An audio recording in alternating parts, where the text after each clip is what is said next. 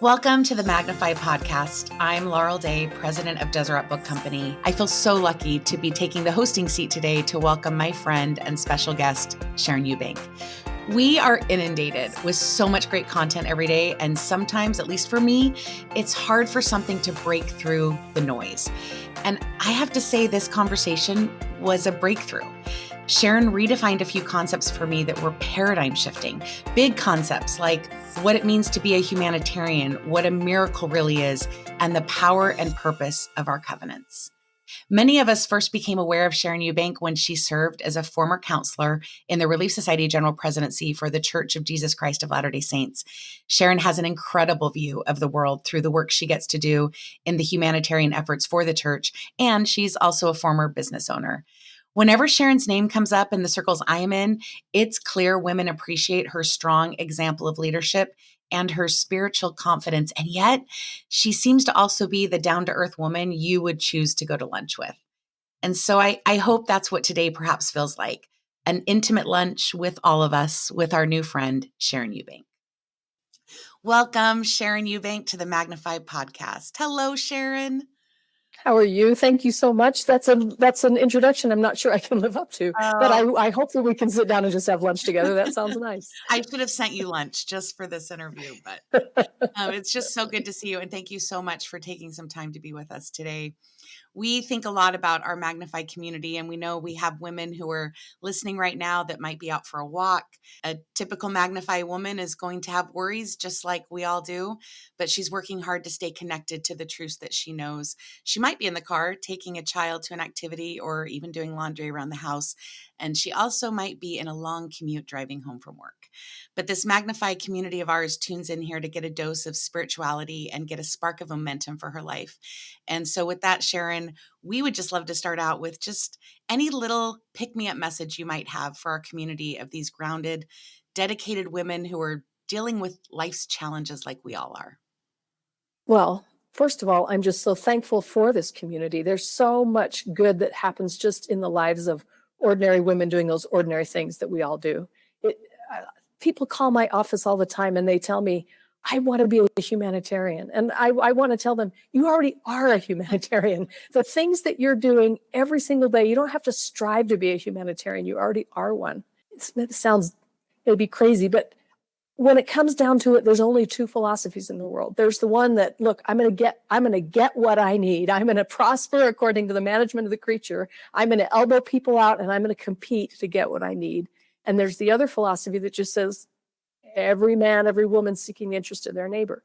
So when you seek the interest of your neighbor, you're following that Christian, that great, message from Jehovah in the council in heaven. When you do those things that help your neighbors, you're doing the greatest power in the world. You're choosing that side. You're already a humanitarian. And we're already sitting in the branches of the trees that were planted for us by the people who sacrificed in generations before. We're already sitting in those branches. So the fact that we choose that philosophy and we plant those seeds, we grow a tree for somebody else. And that's, I think, the most important thing we can do. Oh, Sharon, I love that. I confess I'm one of those women who sometimes think it'd be so nice to just be a humanitarian. And I love that. You're right. I mean, it's the work of being human and caring for each other. And in that regard, I love that. Thank you. I've been thinking a lot about the work that I've had the chance to do with women over the years. And I've come to see for myself time and time again that women seem to have this natural desire and instinct to use their influence for good in the home or in the world, to be humanitarians. President Nelson, as you know, recently invited us to go after the one as he prepares to turn 100. I've loved that campaign. And this is, of course, in reference to the Savior's parable to seek the sheep that is lost. And we live in a world with so many needs, so many sheep that are lost. And I'd love to know, in your view, how can women have the best social impact in going after the one? That's such a good question, because we want to do things, but we don't want to have them be useless or the wrong thing. We want to do the thing that has the great impact. When visitors come to Salt Lake, especially from other countries, if we're hosting an ambassador or somebody, I always like to share the story of the Relief Society women in this valley, because They've been persecuted. They've been kicked out because of their religious beliefs. They have crossed 1,000 miles, most of them walking. They get here. There's no humanitarian fund. There's no USAID to help them. Whatever they're going to do with the horrible problems that they have to figure out how to do it themselves. And what they did, I think, is so meaningful because they've got a high infant mortality rate. They don't have any medical care. Eliza R. Snell goes to Brigham Young and she says, look, we need to do something. And he asks her in the way that prophets do, what do you suggest? And she says, we think we should send Relief Society women to medical school. And they're like, I mean, there's nobody in 1868 in the entire United States that thinks that women belong in medical school. There's a huge amount of prejudice, not to mention the Latter-day Saint women, you know, from outside the US. But the Relief Society goes door to door. They collect tiny, tiny bits of money from women that they get from selling eggs or from doing laundry. But those women cared about the cause that they were doing and could see the long end. So they donated their money and they sent these 6 women to different medical schools. One went to Chicago, a couple went to Philadelphia. Martha Hughes Cannon was one of them. And when she comes back 5 years later with her newly minted medical degree, she wants to start public health. And there's no interest in public health. She starts training midwives. They open a hospital. If you see a photo of the Deseret Hospital Board of Directors, it's all women. It's like 1875, and there's all these women, and I'm so proud of what they did. But finally, because Matthew Hughes Cannon cannot get the territorial legislature to pay attention, she says, fine, I'll run for the legislature. And she runs as a Democrat. She runs against her husband, who was the Republican. I love that story. She wins. And then the first bill that she introduces is about public health. Yeah, the whole reason I tell the story is because they focused on dignity and on root causes. And there's no reason that we can't do that. They trained up other people. They trained 500 midwives. They wouldn't take no for an answer. There's always a way. She was the first female state senator in the United States. She just would not take no. So I think focusing on dignity, focusing on root causes, that's the way to have the impact. And we certainly have the example from our history. I love that. So thinking more about that, focusing on dignity and the root impact, what are opportunities that you see that maybe we don't see? Like we're just going along, living our lives, and maybe we don't realize the easy ways we could have impact in our communities right now. Are there maybe great needs that are lesser known that we could easily participate in our own areas? I'm going to give you an answer that you might not like. When I look at what's needed the very most and what people don't know about humanitarian work, it's the ability to ask a question that doesn't have a predetermined answer. And say more about that. Well, we think that people need physical things. And what they really need is the ability to think through the problem that they've got and work through the various solutions. Okay, well, God does this with us all the time in the scriptures. He's constantly asking, what do you want? What is wanted? What do you seek? What will you that I should do for you? The scripture's just full of those questions. If we want to help people, we should sit down and the first thing we should do is ask them, what is it you really want? Because if we don't ask, our empathy takes over and we pick something. I think you need this. And then we start gathering stuff and we produce it. And then we have all these things and we end up giving them the thing that they didn't really ask for, the thing that they didn't really want.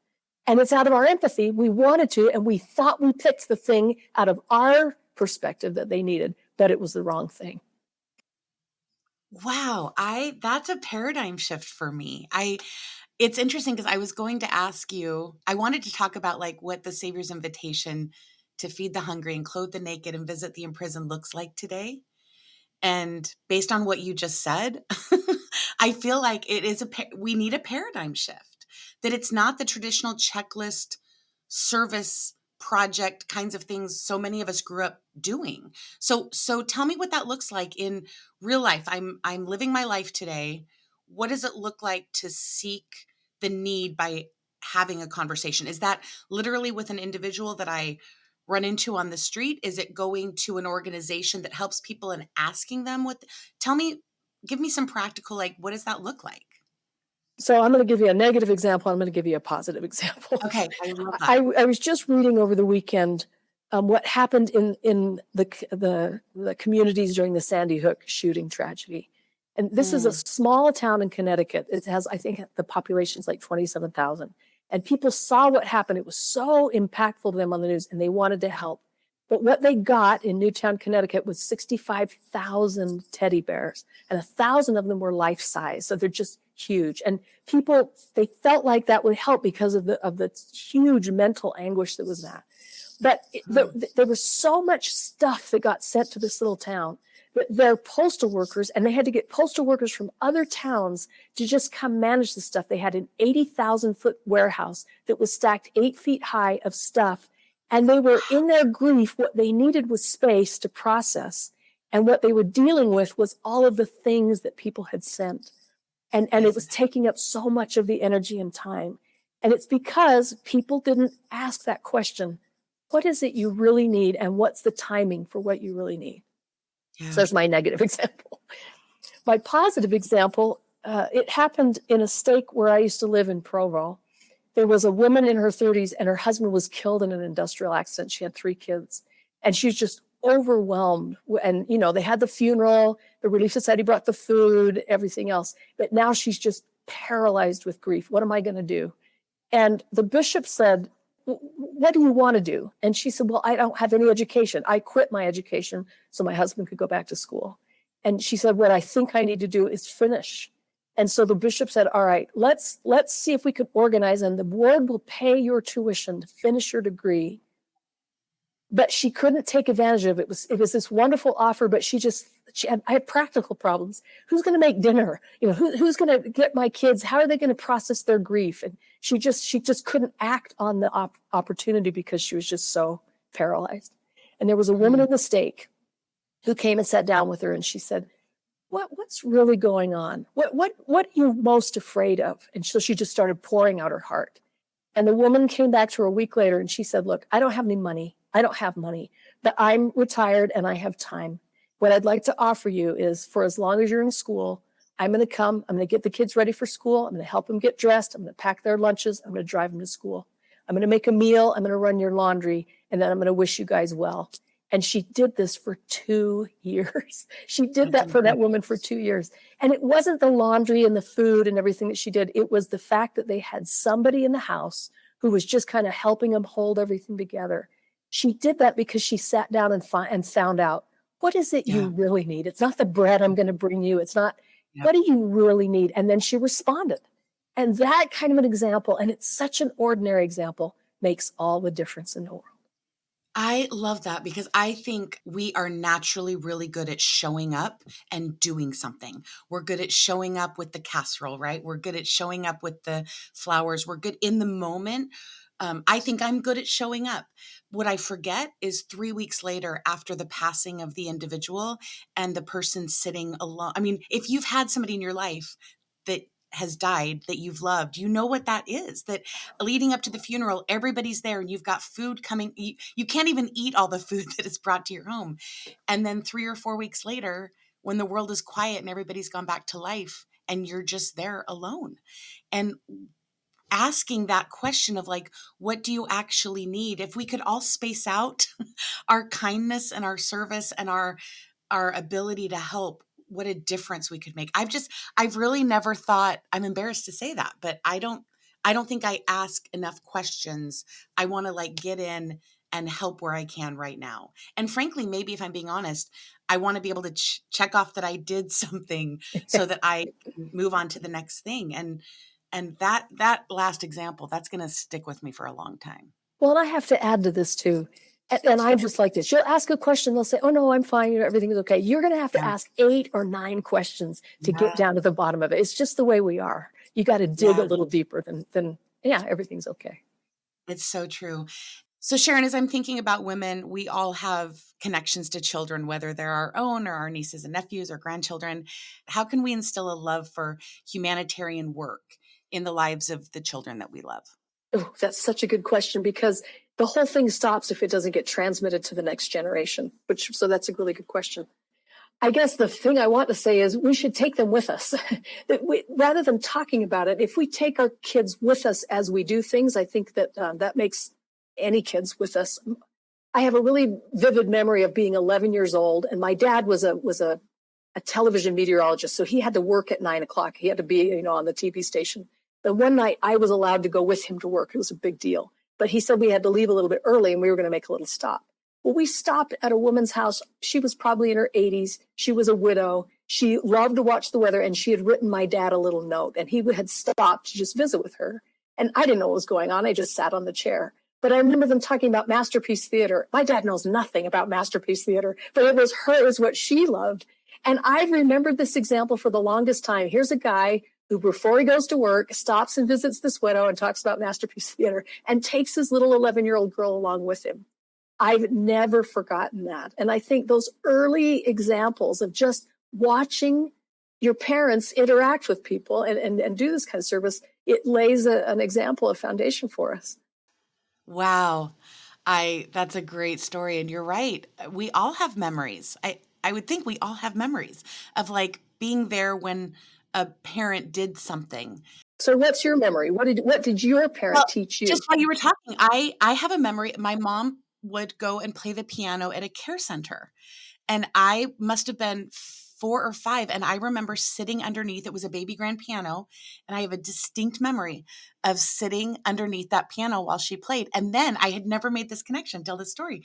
In college at BYU, I got a group of people from our singles ward, and we would go to the Provo Care Center on Sundays. And I had never even made that connection, but I'm sure there was something kind of in my DNA that got put in there in those young memories. And you're right, that absolutely had an impact on me. And the question I'm asking myself now is, I don't have children. I have stepchildren with grandchildren though. And these grandchildren, like, I'm grandma.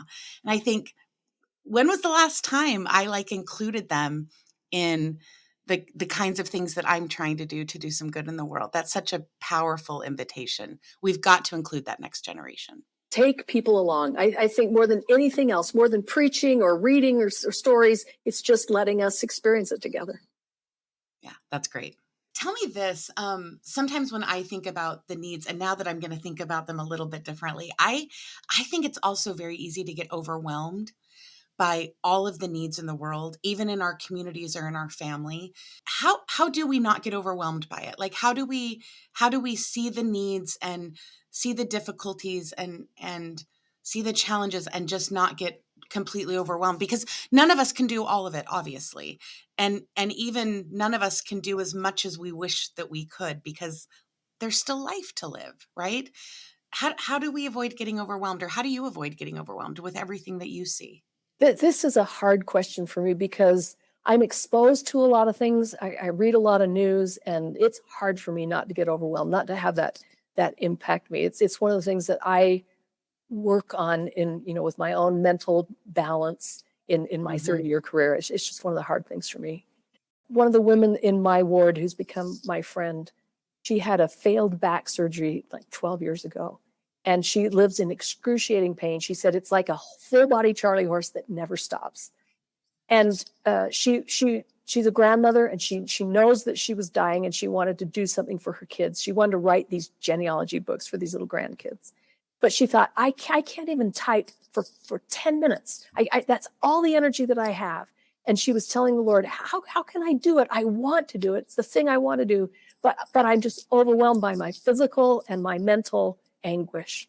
And she said, the Holy Ghost said 2 words in her mind. It said, just try. And she thought, okay.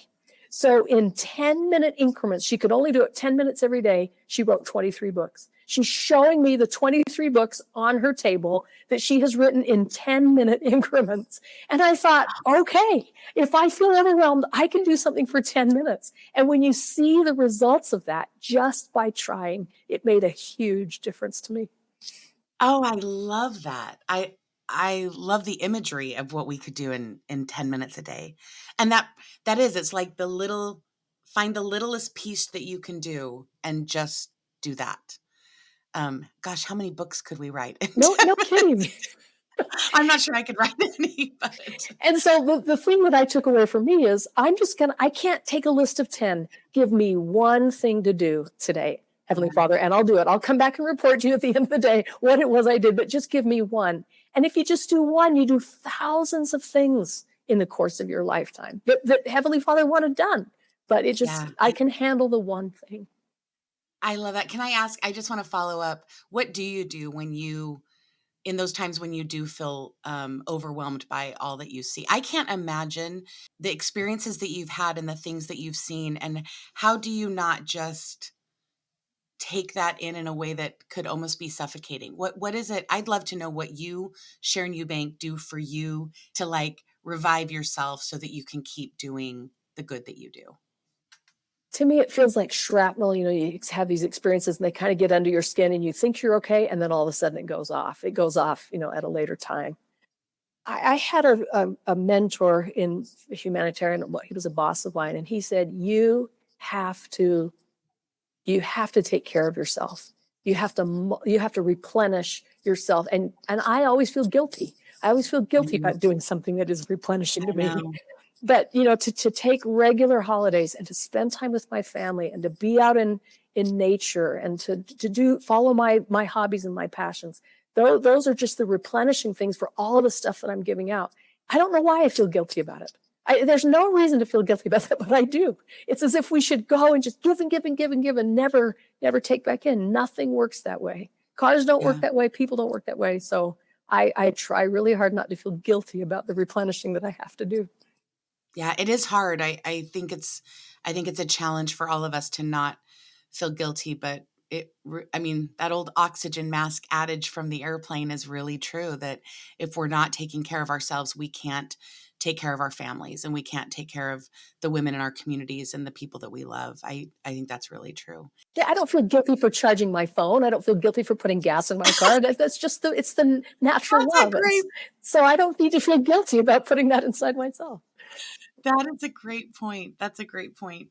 I want to talk for just a minute about this invitation that President Nelson gave us in that classic talk that was in 2015, when he talked about the women that the Lord and the church need, and its connection really to leadership in the lives of women. I think sometimes we think about leadership, somebody like you who's clearly had leadership roles in their work as well as in church service. But in the end, leadership is influence. That's what it is.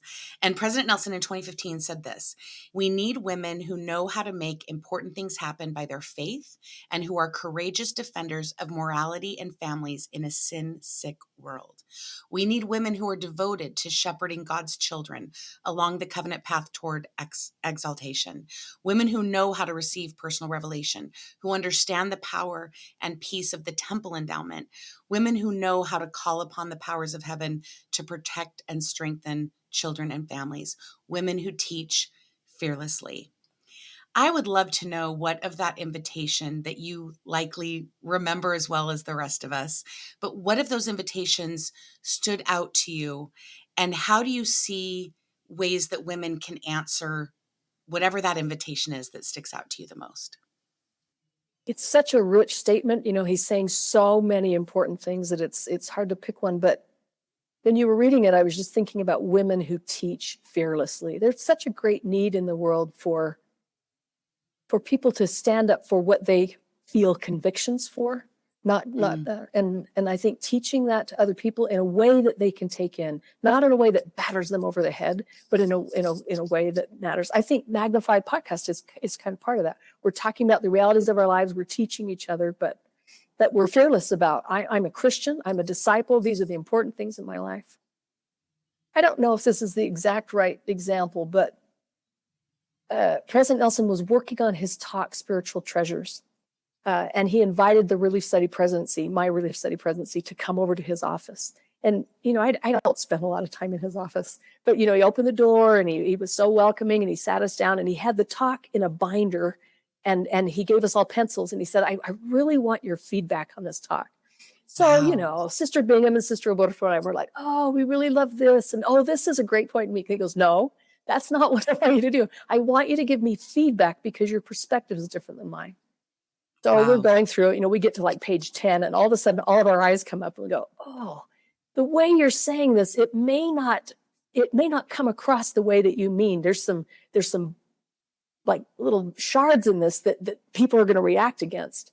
And he asked us a couple more questions. And so we kept talking about it. And in the end, he said, I don't understand what you're telling me. He said, I don't feel that little sensitivity at all, but I trust you. And then he changed the talk.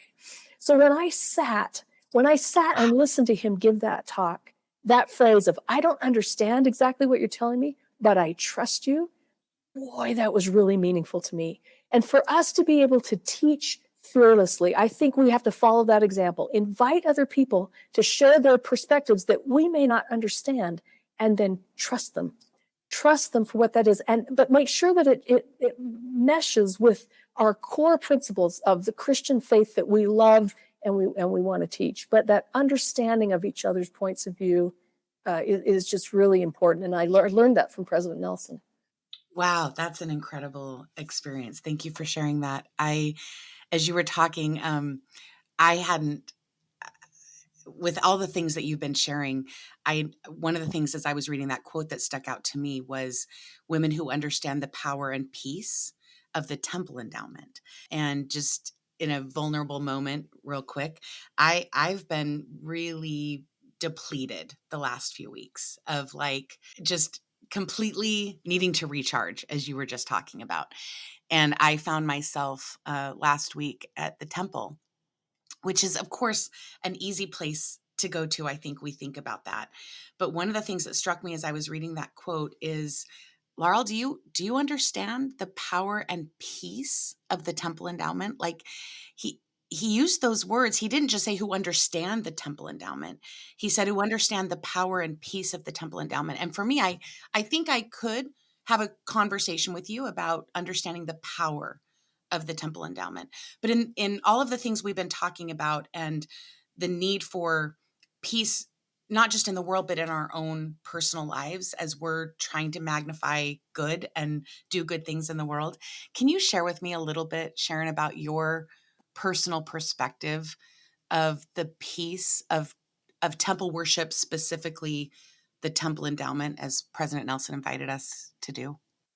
I think the temple is one of the few places where we actually talk about a covenantal relationship. So you'll hear apostles talk about this covenantal relationship. So I was asking myself, what is a covenantal relationship? What would make it different? And I think if I can take the example of Jesus, it means that each person in the relationship is willing to sacrifice for the other people and for the sake of the relationship. So when we go into the temple and we make these covenants for ourselves and then for other people, that we're gonna obey commandments that are not easy to obey.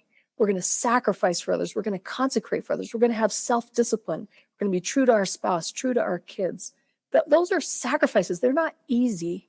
But when I recognize that when I do those things, when I'm living that kind of life, even though I mess up and I have to, use the atonement of Jesus Christ to repent and keep going, it creates a society of people who are willing to sacrifice for each other.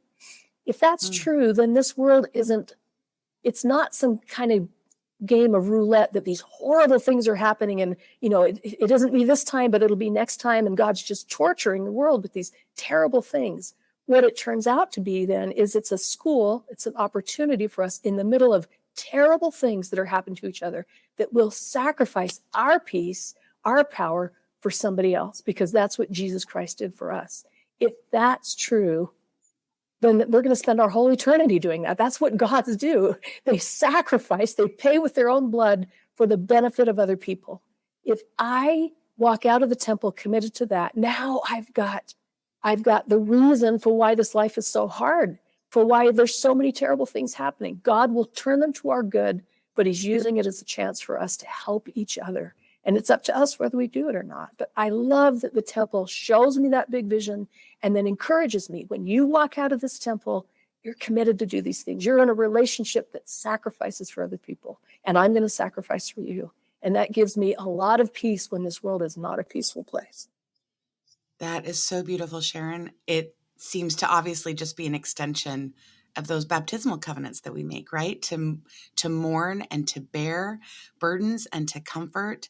And I couldn't help but think as you were talking, like what would happen if we used the temple as that recharge, not just a place to go and find peace for ourselves, but to recharge, to go out into the world and live those covenants in maybe a way that we haven't thought about before. I think that's That's true. really powerful. Thank you so much.